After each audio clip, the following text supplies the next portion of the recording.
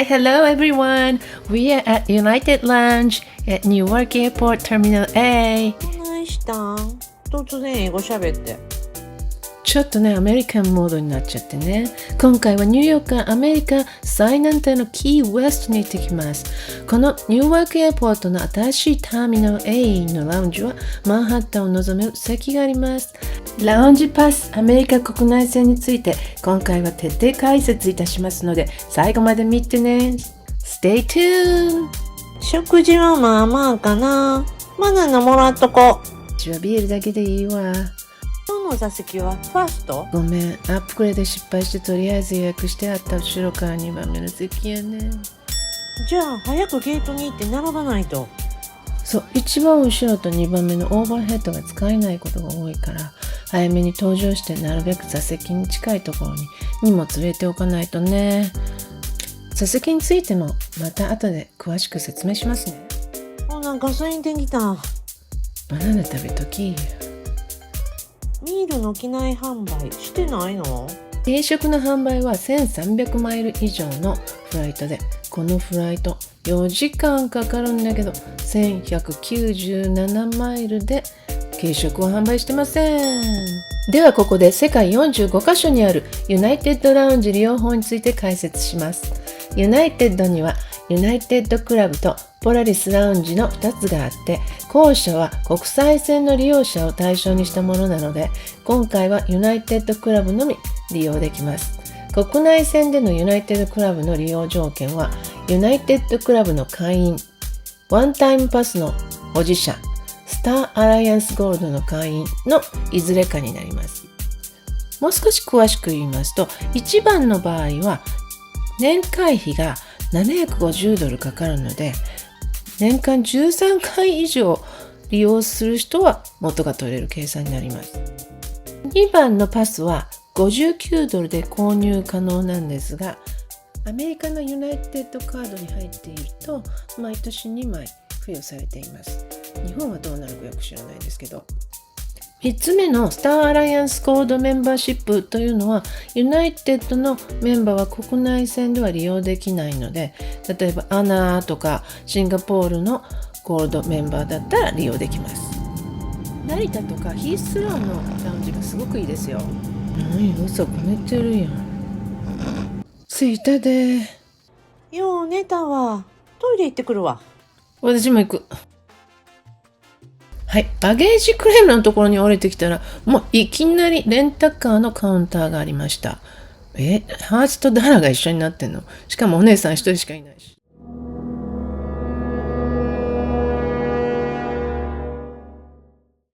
いや、車来てないってもう予約だいぶ前からしてあるし、こういうことがないようにメンバーになってるのに、どうなんでしょうね。本当ムカつく。アイランダーあるあるやん。なんかね、鍵ポーンと渡されてね、415、それだけですよ。かなりムカついてるんですけどね。レンタカーの注意点についてまた後ほど説明したいと思います。切り替えて楽しもう。Yes, Mom。うさことすねとのプチ贅沢旅。はい、キーウェスト、ニックネームホラガイ共和国はアメリカ本土で最南端のリゾート地です。ホテルチェックインしたらまずは観光名所ナンバー1のヘミングウェイの家に行きます。ヘミングって誰？うさこさん、文学のお時間です。お勉強しましょう。勉強嫌い。はい、ヘミングウェイは20世紀を代表するノーベル文学賞受賞作家で、日はまた昇る、武器よさらば、老人と海などの名作で知られ、第一次世界大戦のロスジェネの代表作家でございます。1899年、イリノイ州オークパークに生まれ、1917年、高校卒業後、カンザスシティスター市の記者になる。2018年5月、赤十字の運転手としてイタリアに渡り、同年7月8日、迫撃砲弾によって足に負傷。1921年、パリに渡り、本格的に創作の道へと。1952年、老人と海を発表し、ピューリッツァー賞受賞。1954年、ノーベル文学賞を受賞し、晩年は健康と精神状態が悪化して1967年に猟銃自殺。そう、自殺したの。プライベートでは4人の奥さん、3人の息子がいました。はい、着きましたね。チケットはネットで買えませんから、ここで買ってください。閉館1時間前に入れたんですけれども、ツアーが始まるまで少し時間があるので、お庭でも見ててくださいということでした。ツアーは参加してもしなくてもいいそうです。入り口を入ったところにツアーガイド用の台本があって、日本語に訳されているものもありますから、それを見ながら自分で回ってみるのも楽しいかもしれませんね。このプールはキーウェストの住宅で最初に作られたものなんですけれども、長さが約20メートルあって、今でも最大の大きさだそうです。当時のお金で総工費2万ドル以上かかったそうで、ヘミングウェイがもうペニーしかないっつって落っことしたペニーがここに埋められています。はい、今ね、ツアーガイドさんから注意があって、ツアーそのものは撮影してはいけないということで、もちろんツアーガイドさんとその音声もダメだということなので、ここから音声が消えます。消えます。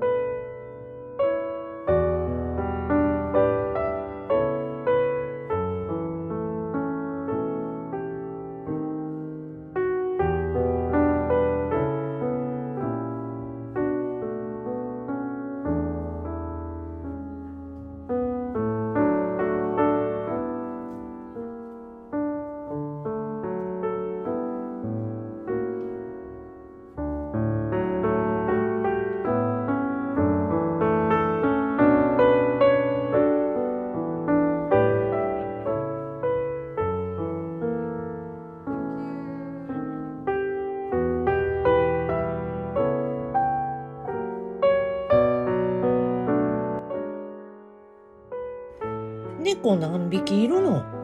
ガイドさんが64匹って言ってたと思うけど、餌代半端ないな。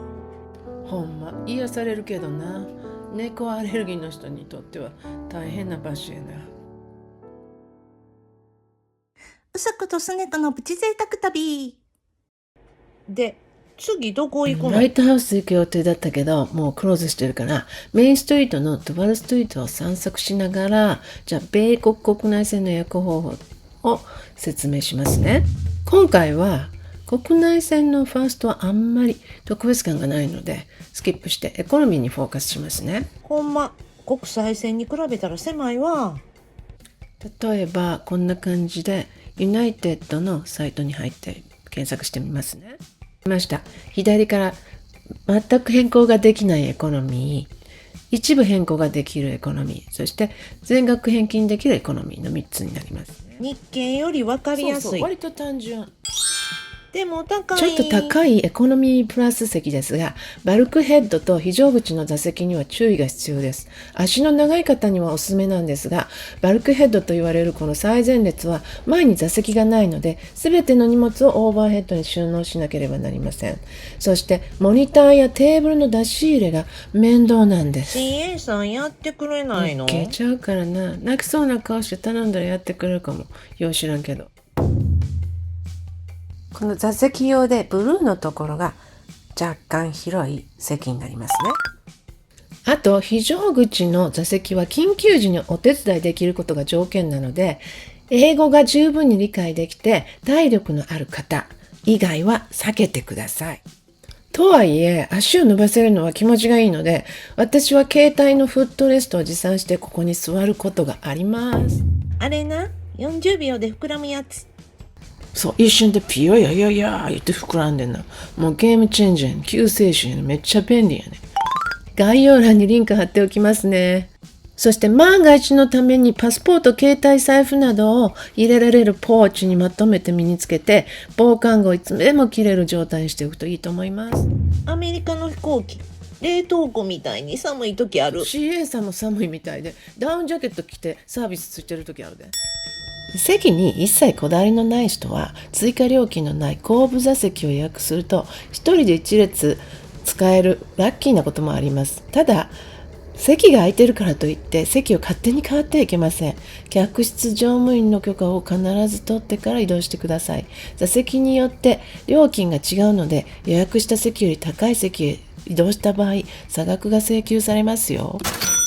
若い頃は窓側に座るのが好きやったけどな。トイレが心配な方、英語が不得意な方は通路側に座ってください。私のこと。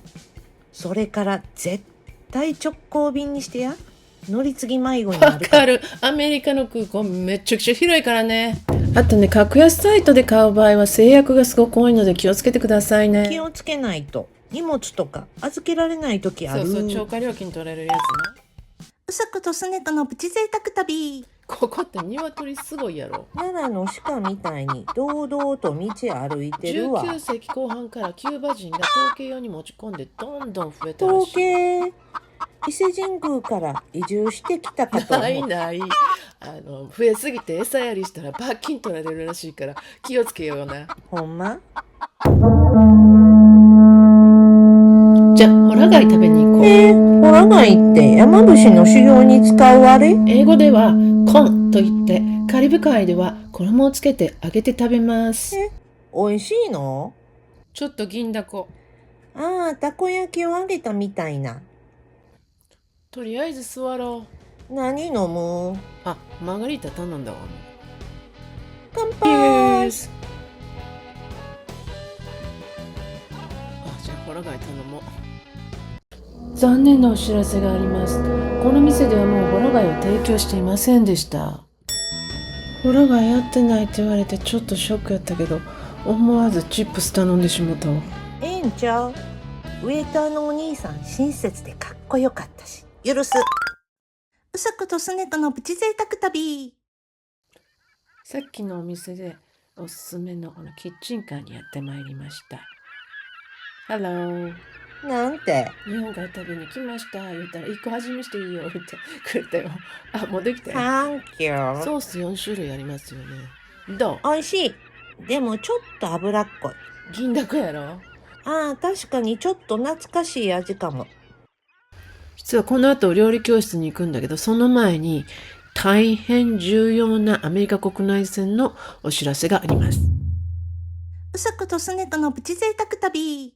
実は米国では2025年5月7日より国内線に搭乗する18歳以上のすべての乗客にリアル ID が必要となっております。リアル ID？ ネットや郵送で更新したアメリカの運転免許証はリアル ID ではありませんので気をつけてくださいね。当然日本の免許証も無効です。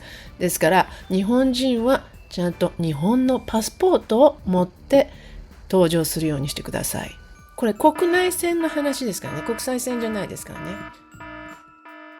26年2月1日より ID を忘れてしまったけれども、どうしても国内線に乗る必要がある場合は45ドルを支払って TSA 独自の ID 認証システムで確認し、短期 ID を発給してもらうことができるそうです。ただしこれは30分以上の時間を要し、発給される保証はありません。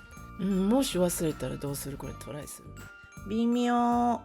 そうね、日本人はやっぱり日本のパスポートを携帯するのが一番いいと思います。